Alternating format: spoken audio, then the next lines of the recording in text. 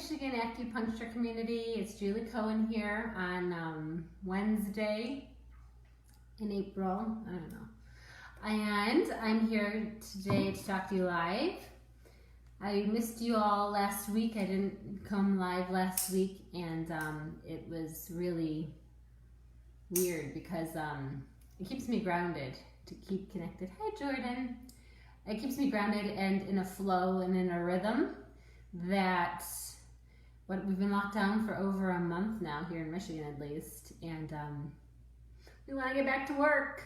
And I think it's happening soon, as I'm sure you've heard from everybody earlier this week. We're getting ready to go back, and we want to make sure that we do it safely for everybody, for you and for us, and we want to do it in a good way. So give us some time to get it together, and then we're going to be back soon.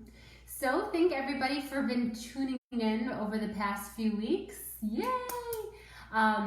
For our lives, we hope that you've been learning a lot about acupuncture and craniosacral and Chinese medicine and Chinese dietary therapy. And it's going to be exciting to see when we come back, those of you who have watched our videos, and how we can put some of your knowledge to practice, right? So today we're going to talk about Chinese herbs that we can use at home, because for a lot of people, Chinese herbs seems to be very exotic and from China. And it's true, obviously, Chinese medicine began in China, that's no secret. But a lot of the herbs, or many herbs, are stuff that you probably are using in your kitchen currently. And it's really cool because the way we learn Chinese herbs is obviously one way, but things, for example, we'll talk about garlic. It's not used that way in regular, our culture, the way we understand it. So, and Ayurveda, which I seem to bring up a lot, Chinese medicine's cousin, uses similar herbs too, but differently. Like we use cinnamon and ginger and curcumin or turmeric like they do, but we use it differently. So we're going to talk about Chinese herbs today and how to use them in your kitchen and in your cooking. So before we begin, I wanted to talk a little bit about Chinese herbal preparation. And I mean the raw herbal preparation, not the way we do it in our office, which is granulars or tinctures. So classically, when you're given a Chinese herbal formula, it's twigs and nuts and berries. And sometimes you just throw them into the decoction and you boil it and you drink the tea. But sometimes you need to prepare herbs first, because some herbs are toxic or they have some toxicity to them. So you have to prepare them or cook them in a certain way to moderate the toxicity or change some of the effects. So this is a whole process called pao zhi. Pao zhi is a way of preparing herbs. And there's different ways. And number one is honey fried, pao zhi, feng mi. We'll talk about that. But when you honey fry an herb, it moderates the toxicity and can help with digestion. It's not like we do this for all of our herbs. For some more herbs who are more toxic, we honey fry them first. Another way is you vinegar fry them. You cook the herbs in vinegar before adding it to the decoction. And vinegar invigorates, gets things moving, which is kind of, if you think about it, like apple cider vinegar is very popular these days. It gets blood and qi moving for people with stagnant, if we're trying to treat stagnation of energy, stagnation of blood. And there's a theory, there's a whole book in Chinese medicine that aging is due to blood stasis. When we get older, our blood becomes stagnant, and that's when things start to go awry. So consuming vinegar fried herbs are good, or maybe even some vinegar. And then the last thing of pao zhi is wine fried.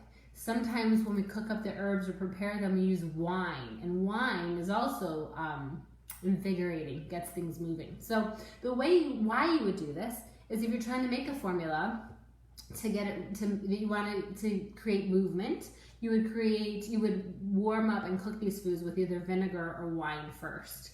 And if you extrapolate this idea, if people ask, well, what can I eat? And we've talked so much about dietary herbal Chinese dietary guidelines.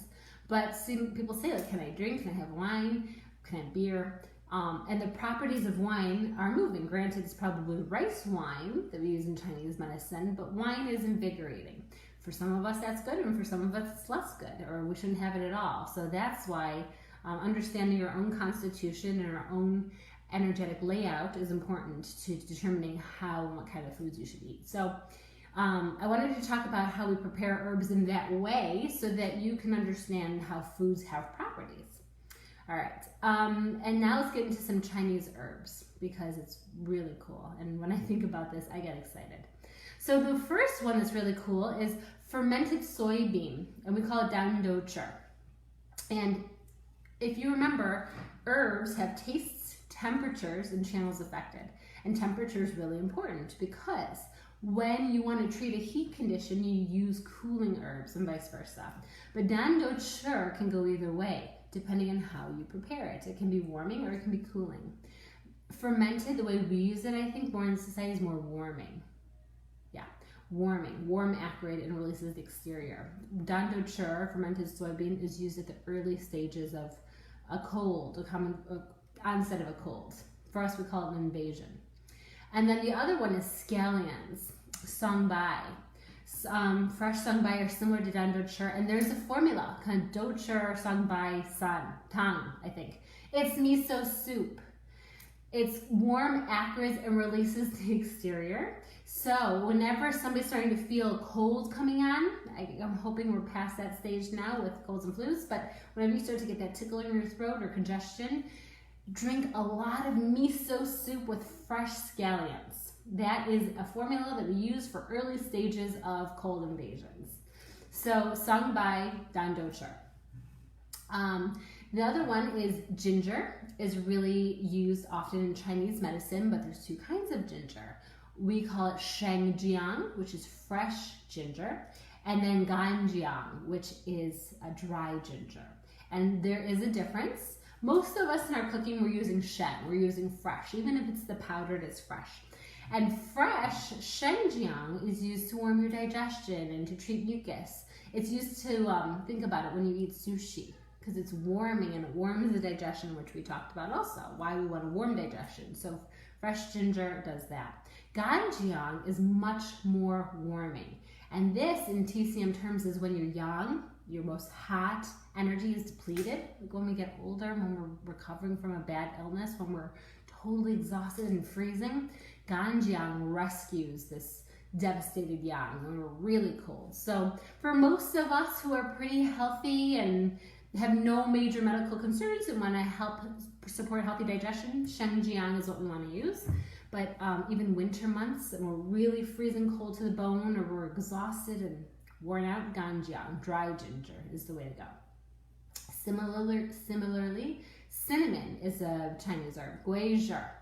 Goji is the branch, which is, again, when you go to the market and you get a thing of cinnamon, goji is what you're getting, the branch. Similar to shangjiang, fresh ginger, it warms the collaterals. It's more of a surface warming.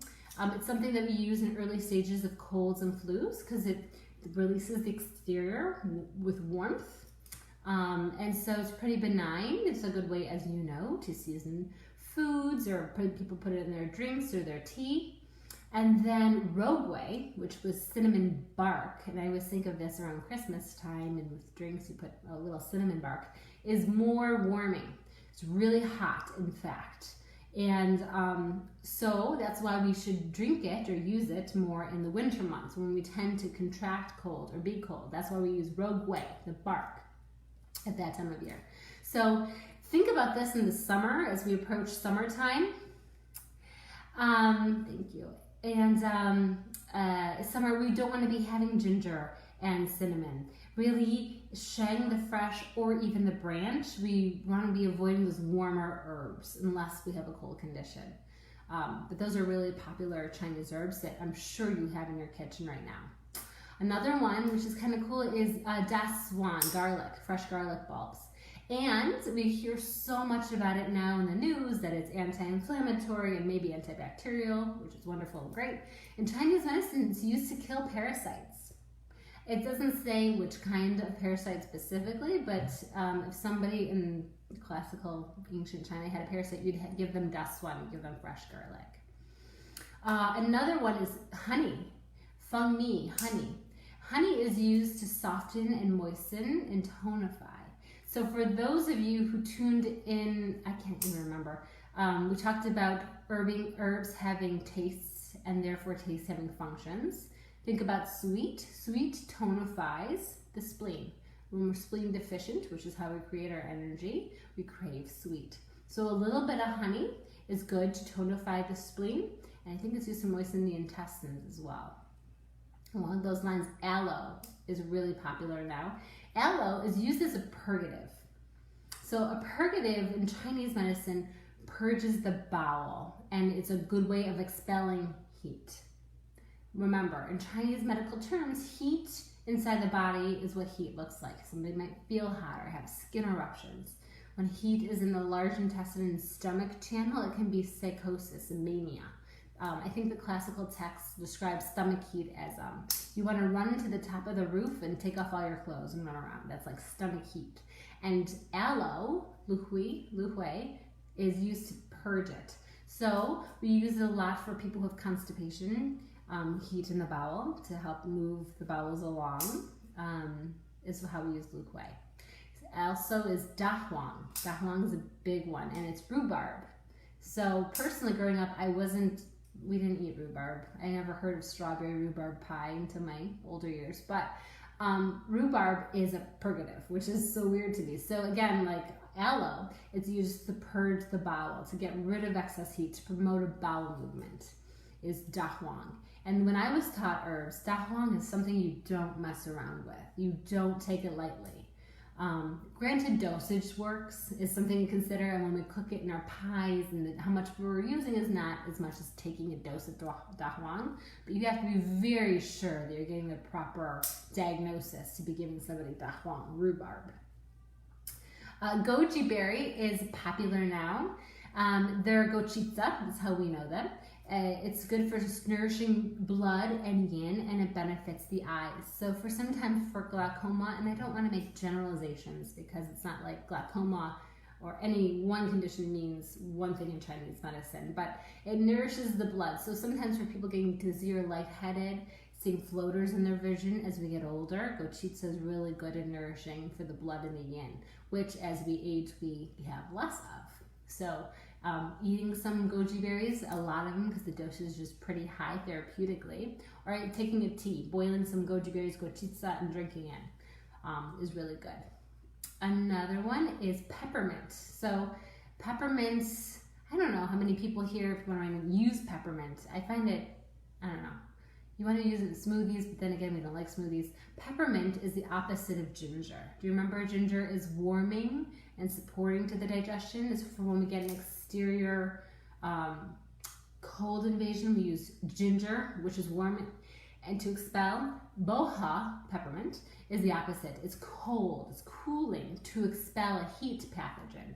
So when somebody gets, we call it a warm invasion, they feel hot, they have excessive thirst, and they have a sore throat. That's usually the biggest key.